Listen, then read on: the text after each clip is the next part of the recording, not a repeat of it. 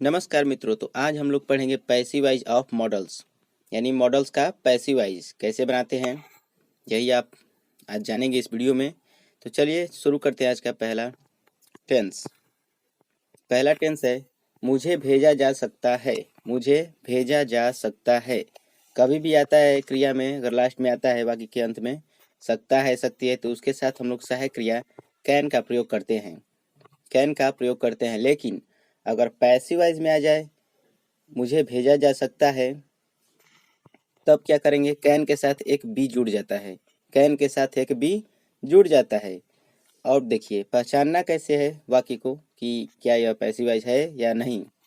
पहचानना इस तरह है, मुझे भेजा जा सकता है यानी जो मुझे है, यानी ये जो मुझे है उसको कोई भेज रहा है, यानी किसी के आदेश पर वो कार्य कर रहा है। वो खुद की मर्जी से कुछ नहीं कर रहा है, किसी के आदेश पर वो जा रहा है, किसी के आदेश का पालन कर रहा है। इसलिए यहाँ पर यही भाव से पकड़ना होगा कि यह क्या, यह टेंस पैसिवाइज है। मुझे भेजा जा सकता है, उसे कोई भेज सकता है, इसलिए यह पैसिवाइज का हो गया टेंस। तो चलिए लगाते हैं इसको। इसमें लगेगा कैन बी, सहायक क्रिया कैन बी का यूज होगा, और कभी भी पैसिवाइज में हम लोग वर्ब का थर्ड फॉर्म लगाते हैं, तो इसी के अनुसार हम लोग लगाएंगे। मुझे का हो जाएगा आई, सहायक क्रिया कैन, उसके बाद बी सेंट। तो यहाँ पर देखिए आई कैन बी सेंट हो जाएगा। सेंट का स्पेलिंग होता है SEND, लेकिन इसका थर्ड फॉर्म हो जाता है SENT हो जाता है, sent. I can be sent हो जाएगा। आगे चलते हैं 2 नंबर पर। 2 नंबर है राम को पैसे दिए जाने चाहिए। राम को पैसे दिए जाने चाहिए। जब भी चाहिए का सेंटेंस आता है उसमें क्या करते हैं हम लोग, शुड लगाते हैं, SOULD। लेकिन अगर यह पैसिवाइज में है तो उसमें शुड के साथ बी जुड़ जाता है। शुड के साथ बी जुड़ जाता है, याद रखिएगा। जब भी पैसिवाइज का होगा, अगर क्रिया उसमें शुड लग रहा है तो पैसिवाइज बनाते समय हम लोग उसमें बी जोड़ देंगे, शुड बी कर देंगे। और वर्ब का तो हमेशा थर्ड फॉर्म लगेगा ही लगेगा। इसलिए इसका हो जाएगा Ram should be given money. Ram should be given money. आगे चलते हैं। 3 नंबर है बच्चों को पढ़ाया जा सकता था। बच्चों को पढ़ाया जा सकता था। यहाँ पर देखिए लास्ट में अगर सकता था आ जाए तो इसमें हम बताए थे, हमारे पिछले वीडियो में जाकर देखिएगा, चैनल के प्लेलिस्ट में वो वीडियो है, उसमें देख लीजिएगा। मॉडल वर्ब का अच्छे तरीके से समझाया गया है। तो देखिए इसमें जब भी सकता था आता है तो उसमें लगाते हैं कुड हैव। कुड हैव, और वर्ब का तो थर्ड फॉर्म ही लगता है। अब देखिए यहाँ पर बच्चों को पढ़ाया जा सकता था। बच्चों को किसी के द्वारा मतलब पढ़ाया जा सकता था, तो यह अभी टेंस जो है पैसिवाइज का है, इसलिए इसमें कुड हैव तो लगेगा सकता था के लिए। लेकिन जब भी पैसिवाइज में आएगा कुड हैव का प्रयोग तो उसमें एक जुड़ जाता है बिन, BEEN, बिन जुड़ जाता है। जैसे जैसे टेंस के अनुसार समझिए, परफेक्ट में का टेंस होता है, फ्यूचर परफेक्ट का कोई भी टेंस होता है तो उसमें लगा रहता है शैल हैव, चाहे विल हैव लगा रहता है ना, विल हैव लगा रहता है। और जब इसका पैसिवाइज बनाते हैं तो क्या करते हैं कि एक स्टेप आगे बढ़ाने का मतलब कि फ्यूचर परफेक्ट कंटिन्यूअस में कर देते हैं। तो जैसे उसमें लगा रहता है विल हैव, उसके बाद बीन लगा रहता है, बिल्कुल उसी तरह इसमें कुड हैव तो लगेगा, लेकिन एक स्टेप आगे जाने का मतलब कि इसमें एक बीन जुड़ जाएगा। अब बीन से आगे कुछ नहीं जुड़ता है, क्योंकि इतना ही होता है। सबसे अधिक जो हेल्पिंग वर्ब होता है यही लगता है, हैव बीन।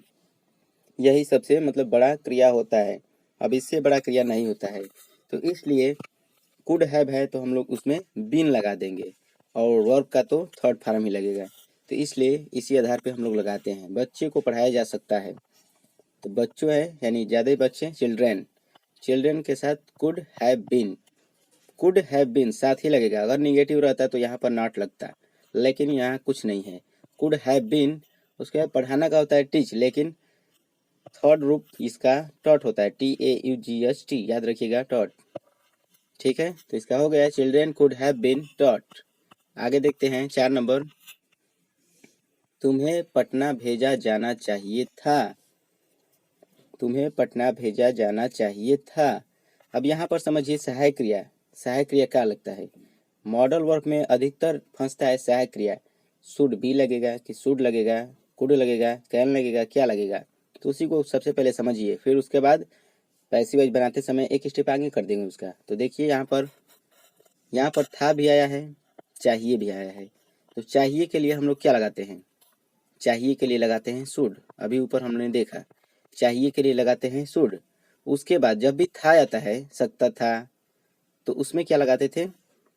कुड हैव लगाते थे, लेकिन यहाँ पर कुड की जगह शुड लग गया है। कुड की जगह शुड लग गया है। था के लिए हम लोग लगाते हैं हैव। उसके बाद जब भी पैसिव आ जाए तो हम बताएं कि जब भी पैसिव आता है तो शुड हैव लगा रहेगा तो उसमें एक जुड़ जाएगा बिन। अगर शुड हैव लगा है तो उसके साथ जुड़ जाएगा एक बिन, और वर्ब का तो थर्ड फॉर्म लगेगा ही लगेगा। तो यहाँ पर ये क्लियर हो गया कि यहाँ पर शुड हैव बीन काहे लिए लगा है? शुड लगा है चाहिए के लिए। यह तरीका कोई नियम नहीं है, यह अपने से समझना है, खुद से समझना है। प्रैक्टिस जितना करेंगे आपको उतना तरीका आएगा समझने के लिए। तो इसलिए इस तरीके को आप लोग एक ट्रिक ही मानिए। चाहिए के लिए लगा है शुड, था के लिए हैव, और पैसिव वॉइस है इसलिए एक स्टेप आगे गया है तो इसमें लग गया है बिन। ठीक है, तो इसलिए हम लोग शुड हैव बीन लगाए हैं। तो यहाँ पर देखिए सब, तुम्हें पटना भेजा जाना चाहिए था, तो तुम्हें का लगेगा यू, उसके बाद सहायक क्रिया शुड हैव बीन, फिर भेजा जाना का सेंट, भेजना का सेंट हो जाएगा। सेंट का spelling SEND, third form SENT हो जाएगा। कहीं भेज रहा है इसलिए टू लगाएगा, एक टू, कहाँ भेज रहा है? पटना, तो पटना हो जाएगा। You should have been sent to Patna. आगे देखते हैं 4 नंबर, नहीं 5 नंबर, आगे देखते हैं 5 नंबर। आज तुम्हें स्कूल में गिफ्ट दिया जाना है। आज तुम्हें स्कूल में गिफ्ट दिया जाना है। कब भी जाना है, खाना है, ऐसे वाक्यों में हम लोग लगाते हैं has to, have to, has to, have to. तो उसी के अनुसार यह भी लगाएंगे। तो यहाँ पर क्या होता है कि हैव टू, हैज़ टू दोनों अगर कोई भी लगा हो, उसके साथ सहायक क्रिया हम लोग क्या करते हैं? पैसिव वॉइस में बी लगा देते हैं, एक बी जोड़ देते हैं। तो इसमें भी बी जोड़ देंगे। तो आज तुम्हें स्कूल में गिफ्ट दिया जाना है। तो आज को छोड़िए, पहले यहाँ पर कर्ता क्या है? तुम्हें, तुम्हें का यू लगाएंगे। या फिर आप कह सकते हैं टुडे को अगर लगाना है पहले तो टुडे भी लगा सकते हैं, लेकिन यहाँ पर कमा देना पड़ेगा, फिर उसके बाद वाक्य को शुरू करना पड़ेगा। तो यह कुछ उतना बेहतरीन बैठता नहीं है। वाक्य को सुंदर दिखाने के लिए हम लोग क्या करें? टुडे को लास्ट में लगाएंगे ताकि वाक्य अच्छे से पढ़ा जाए। तो तुम्हें स्कूल में गिफ्ट दिया जाना है, तो you have to be, you have to be. यहाँ पर बी किस लिए है? पैसिव वॉइस है इसलिए आगे गया है, तो इसमें बी एक जुड़ गया है। तो you have to be given, देना का होता है गिव, लेकिन थर्ड फॉर्म गिवन। क्या गिवन? ए गिफ्ट, एक गिफ्ट ना, गिवन ए गिफ्ट। गिफ्ट कहाँ मिल रहा है? स्कूल में, इन स्कूल। कब मिल रहा है? आज, यानी today. You have to be given a gift in school today. ठीक है, आगे देखते हैं 6 नंबर देखते हैं। मुझे स्कूल भेजा जा सकता है, मुझे स्कूल भेजा जा सकता है। अब यहाँ पर देखिए, आप पहचान सकते हैं क्या यह पैसिव वॉइस है? मुझे स्कूल भेजा जा सकता है, किसी के द्वारा उसे स्कूल भेजा जा रहा है। तो पैसिव वॉइस उसी को कहते हैं जो जिसमें कर्ता खुद कोई काम न करे, उसे कोई आर्डर दे और वो उसका पालन करे। वही काम यहाँ कर रहा है। मुझे स्कूल भेजा जा सकता है, उसे कोई स्कूल जबरदस्ती भेज रहा है। तो यहाँ पर देखिए मुझे का हो जाएगा आई। उसके बाद देखिए कैन क्यों लगाया है? सकता है इसलिए कैन लगाया। अगर सकता था रहता तो कुड लगता, लेकिन यहाँ पर प्रेजेंट में क्या होता है वाला वाक्य आए तो वो प्रेजेंट का माना जाता है, यानी वर्तमान काल वाला। तो उसमें कैन का यूज होता है, कैन। तो इसलिए इसमें भी कैन का यूज होगा, लेकिन हम जानते हैं कि यह पैसिव वॉइस है इसलिए इसमें कैन के साथ साथ बी भी लगेगा, कैन के साथ साथ बी भी लगेगा। इसलिए आई कैन बी, भेजना का होता है सेंड, लेकिन सेंट लगेगा टू, कहाँ भेज रहा है? School, to school. इसलिए इसका पूरा हो जाएगा I can be sent to school. यहाँ पर समझिए कैन क्यों लग रहा है, क्योंकि मेन इसका हेल्पिंग वर्ब है। हेल्पिंग वर्ब ज़्यादातर बच्चों का भूल जाता है, कन्फ्यूजन ज़्यादा होता है ना, इसलिए आज कन्फ्यूजन को दूर करिए। सकता है कभी भी आए कैन लगाइए, अगर पैसिव आ जाए तो कैन बी लगाइए। आगे चलते हैं 7 नंबर। राम को पूछा जा सकता है कि वो कहाँ था। राम को पूछा जा सकता है कि वो कहाँ था।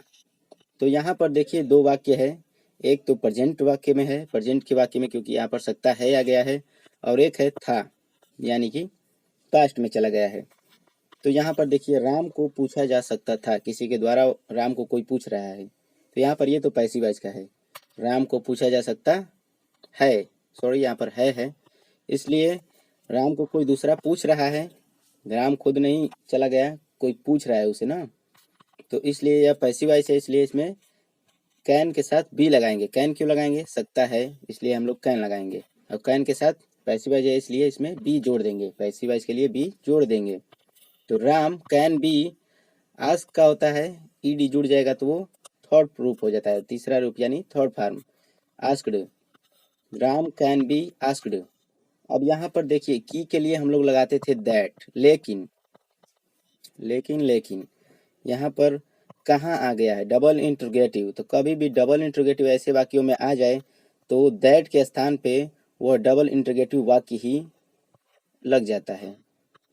समझिए यहाँ पर कैसे हो रहा है। की के लिए हम लोग लगाते थे दैट कंजक्शन लगता था, लेकिन यहाँ पर क्या लगेगा, कहाँ का स्पेलिंग वेयर कहाँ का स्पेलिंग यहाँ पर लग जाएगा, और यहाँ पर दैट नहीं लगेगा, दैट के स्थान पे ही कहाँ का मीनिंग लग जाएगा। उसके बाद जो टेंस बनेगा अब अफर्मेटिव के जैसे बनेगा, सिंपल के जैसे। जैसे ये नहीं होगा कि अब ये लगा है प्रश्नवाचक वाक्य उसके बाद तुरंत साइक्रिया नहीं लगेगा, नहीं, यह गलत हो जाएगा। प्रश्नवाचक वाक्य से मतलब नहीं है, क्योंकि वह एक कंजक्शन के रूप में कन्वर्ट हो गया है, दो वाक्यों को जोड़ने के रूप में वो बन गया है, उससे अब कोई मतलब नहीं है। हमारा वाक्य अब हो गया वो था, अब कहाँ के लिए नहीं, कहाँ तो यहाँ लग गया, अब कहाँ उस वाक्य में नहीं है, वो अफर्मेटिव हो गया, इसलिए वो था का ही वाज,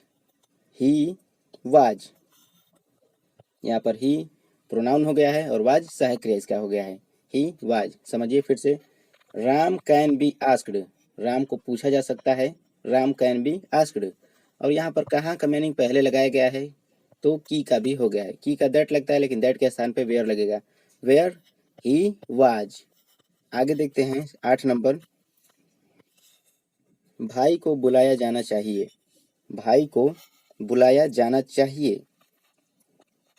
तो देखिए यहाँ पर चाहिए वाला में मैं बताया शुड लगता है, SOULD, चाहिए वाला वाक्य में हमेशा क्या लगता है, शुड लगता है, लेकिन पैसिव वॉइस अगर आ जाए तो शुड के साथ बी लगता है, पैसिव वॉइस अगर आ जाए तो शुड के साथ बी लगता है, और पैसिव वॉइस में वर्ब का हमेशा थर्ड फॉर्म लगता है, तो इसी के अनुसार हम लोग लगाएंगे।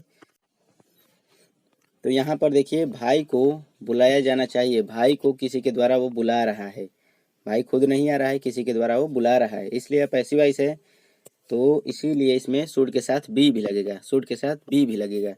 तो brother should be called, called means बुलाना या पुकारना, ब्रदर शुड बी कॉल्ड।